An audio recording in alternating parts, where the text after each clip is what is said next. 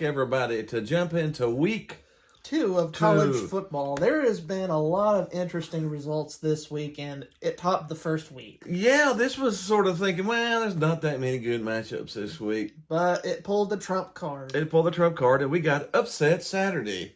So it was very interesting. So what we go do, anybody hadn't watched, we recap the top 15 ranked teams and the games they played. We'll talk about last week's scores, and then we'll do some predictions for this week's score. So let's jump right into it. We had number 1 Alabama taking on Texas. I thought personally Alabama would kick the crap out of Texas. The horns down. Let's just flip that to up here because they really should have won. Texas really should have won the game. It ended up 20-19. How about that? How would you like miss beating the number 1 team in the country by 1 point?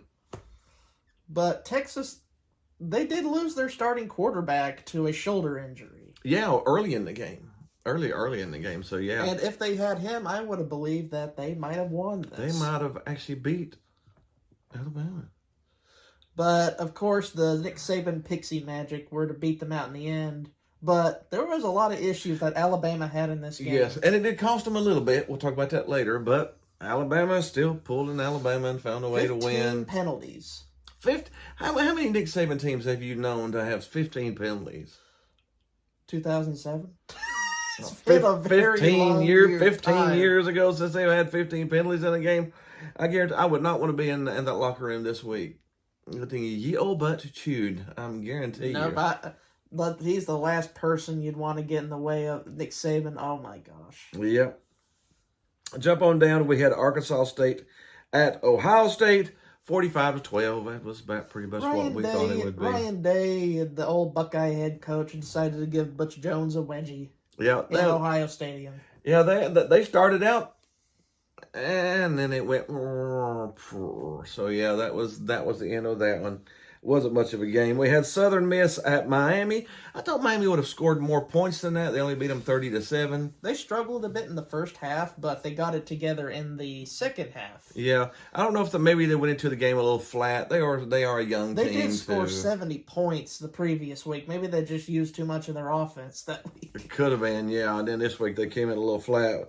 We had Southern Utah at, speaking of 70 points, Utah. 73 to 7. Hung 73 Hung points. 73 on them. Time to up the ante, you know. Yeah, Utah lost to Florida the week before, scored 20 points. And then they put up 73 the next week. Of course, it is against Utah State. Southern Utah. Well, it's one of those little itty schools in Utah. I mean, what is this?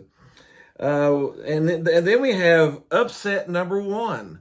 Yes, I did say number 1. There are multiples of these puppies. Marshall.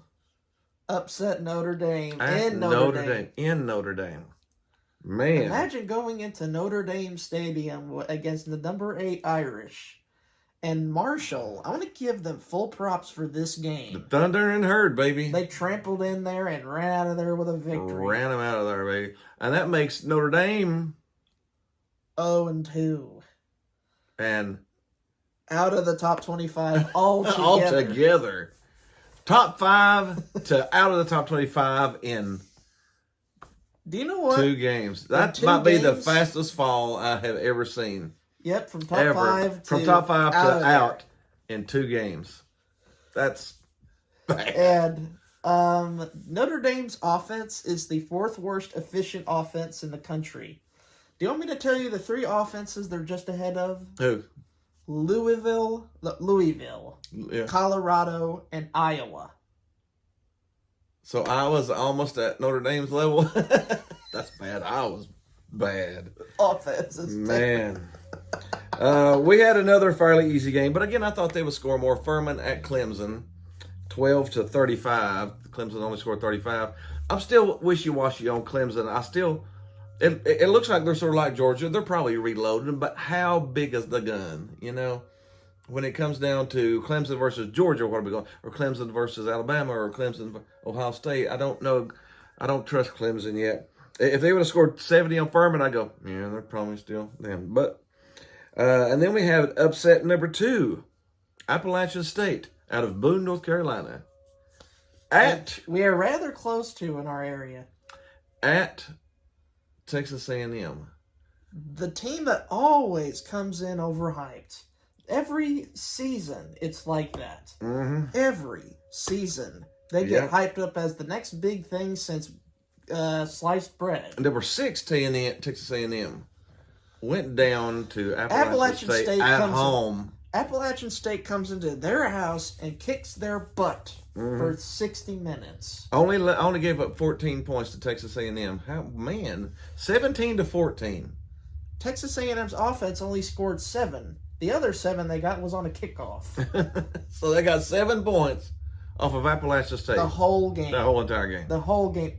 And Appalachian State does have a reputation for doing this. Michigan.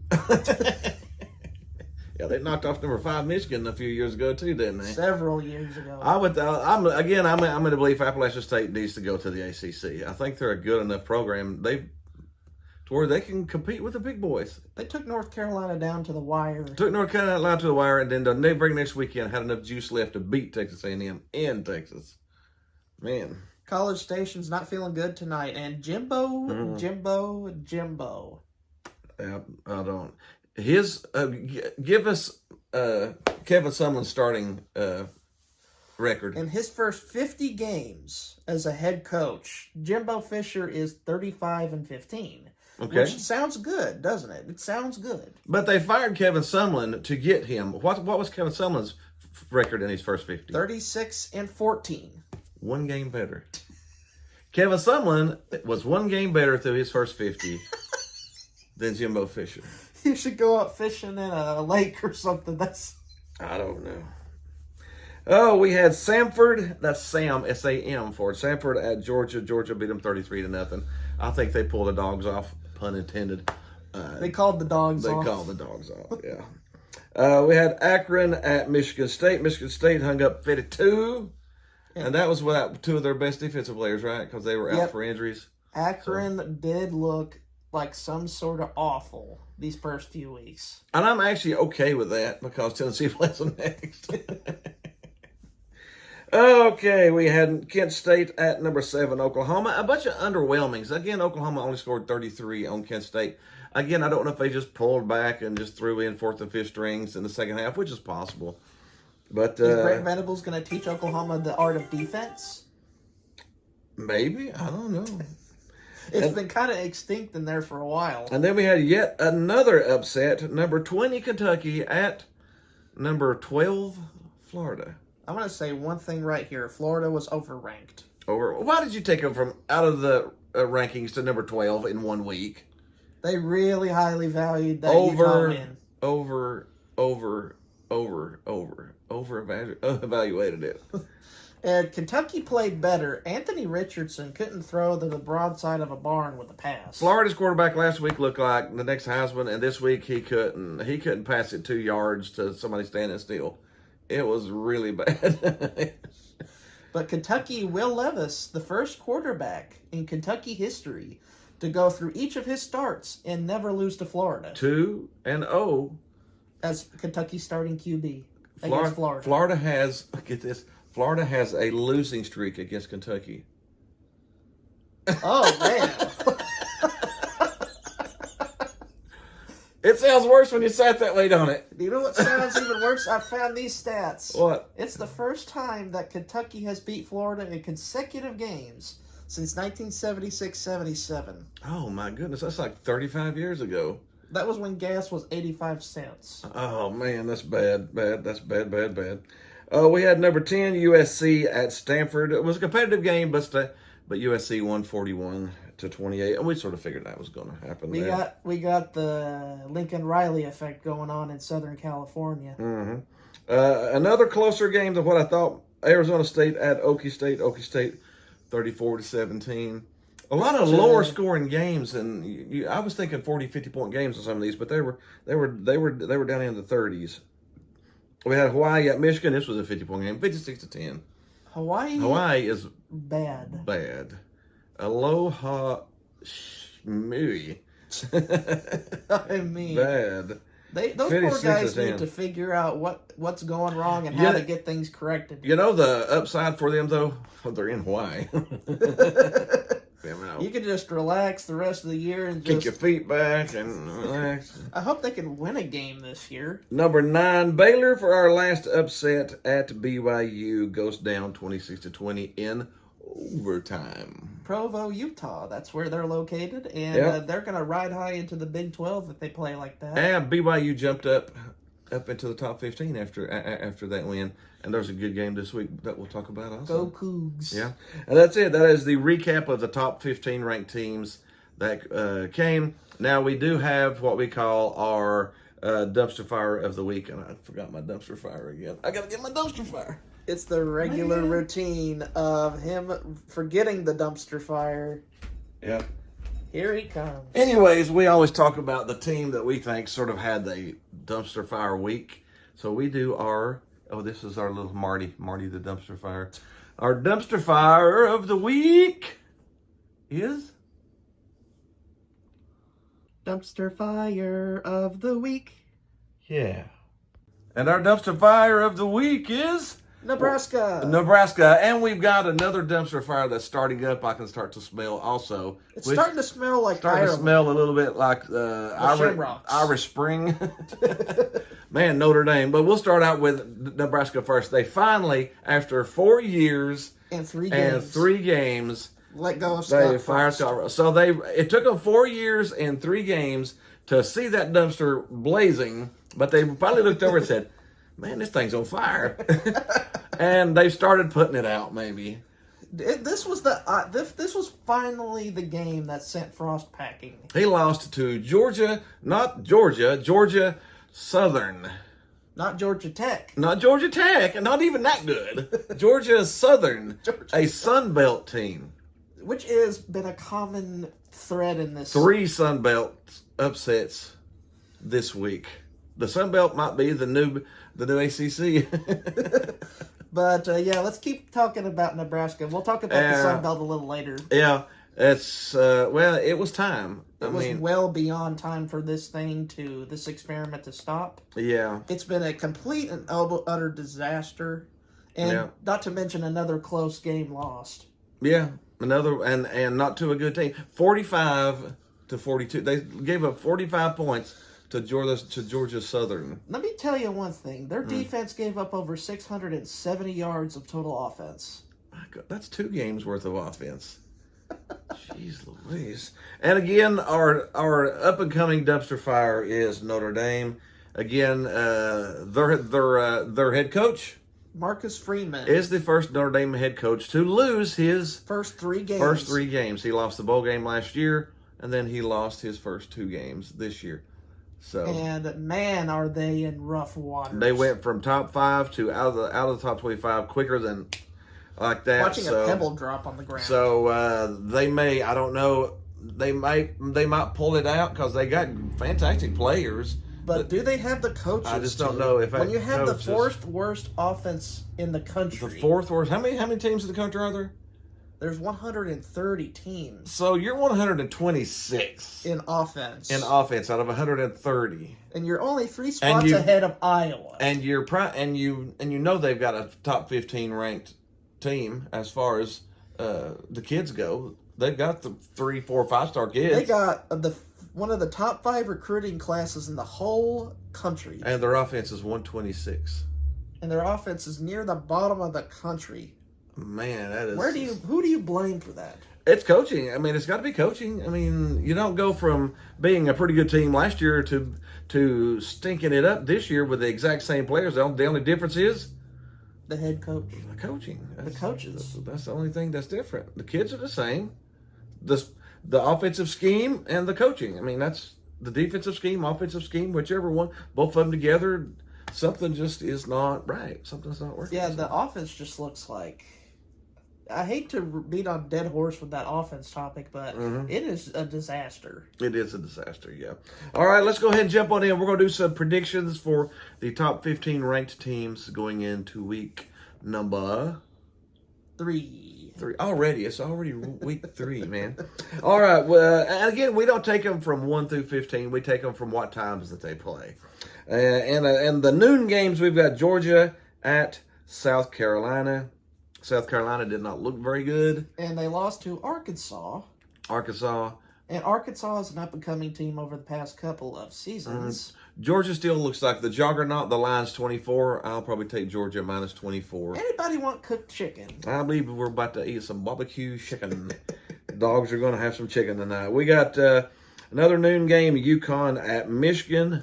Dear Lord, that's a slaughter. That is a slaughter, yeah. That could be a 50-point game. UConn football has been one of the worst programs in America in the past 10 years. They need to just keep on playing basketball, boys and girls, and just leave the football alone.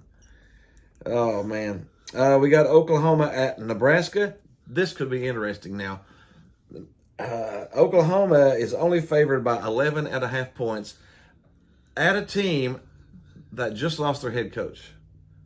That lost to Georgia Southern. Does Nebraska rally around this new guy? See, I'm terrified of that 11.5 points. You would think Oklahoma's going to beat them by 11.5 points. They're in disarray right now. But what if they rally?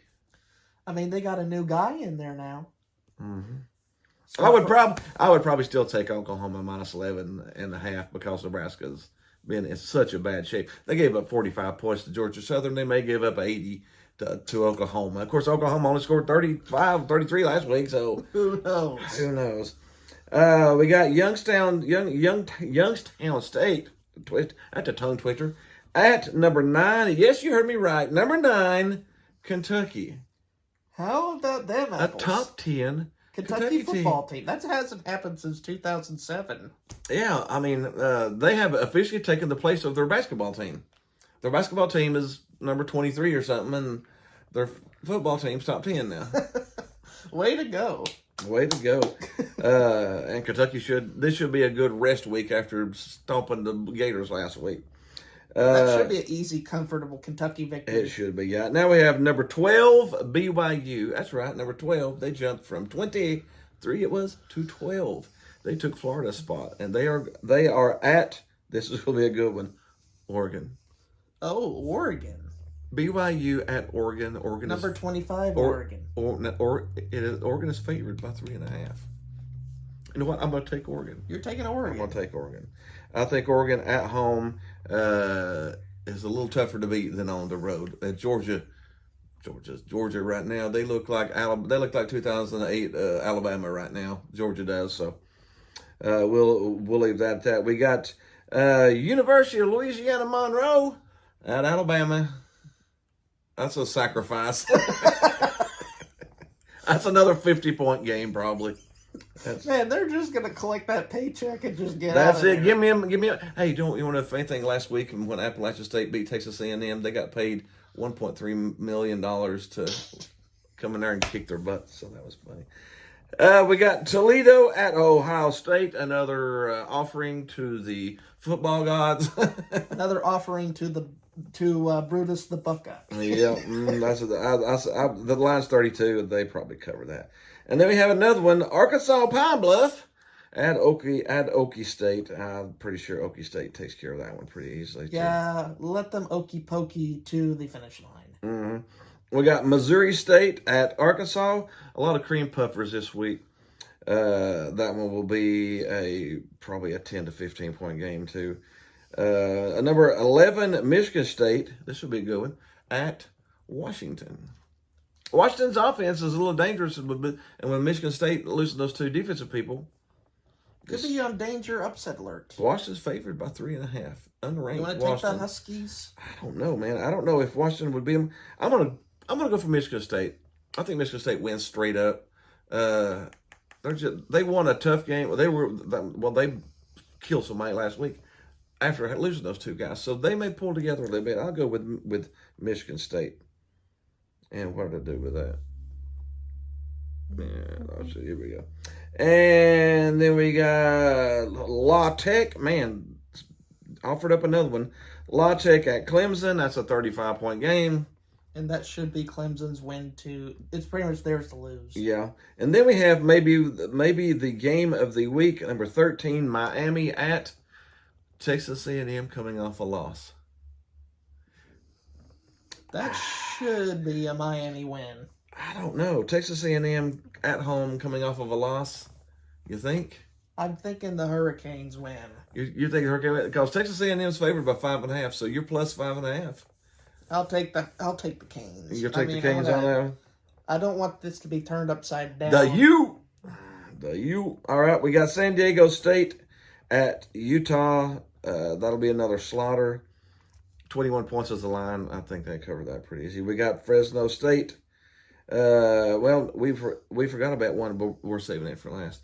We got Fresno State at USC. USC will win that one. The line's only 12. I think they beat them by probably 17 plus.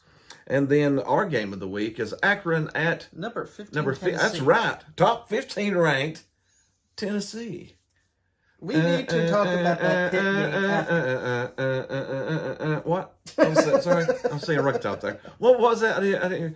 Yes, Tennessee looked a little wishy-washy. Their special teams made some miscues. Muffed a punt there or two. The running backs fumbled a couple balls, but that's all fixable stuff. Their offense looked pretty good. Their defense actually won the game for them.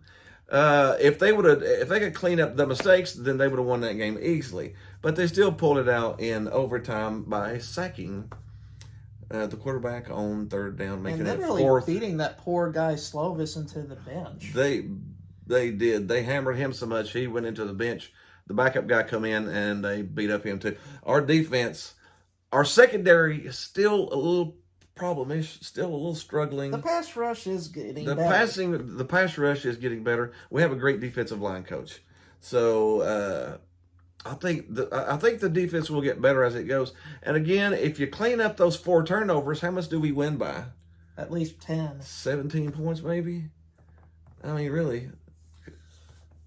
Yeah, kudos to Pitt. They gave a good effort, but Tennessee just came up with the better plays in the end and pulled it through. Yeah, Tennessee was the better team. And speaking of this, we go into Akron. Yeah, Tennessee, Akron's coming to Tennessee, and the line is 47.5 points to Tennessee.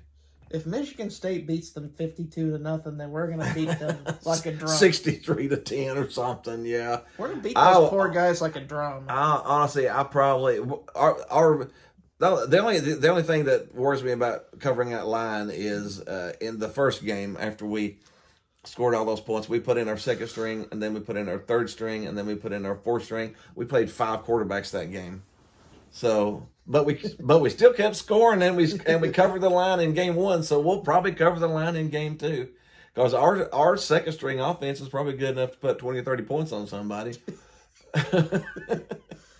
So Hooker is still he's still rushing his stuff a little bit. I think he's still finding his feet a little bit. Last year he was a lot more steady at the end of the year, and I think he'll come into that too.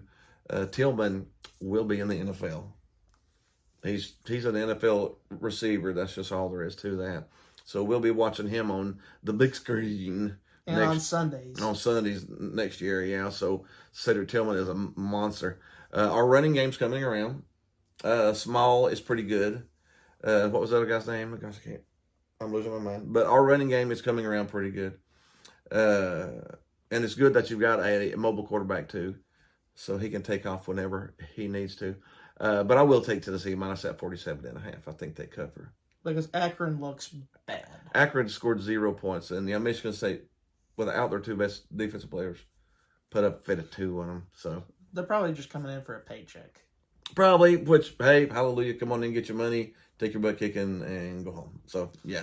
Hey, join the Ball State group. Just join the Ball State group, yeah.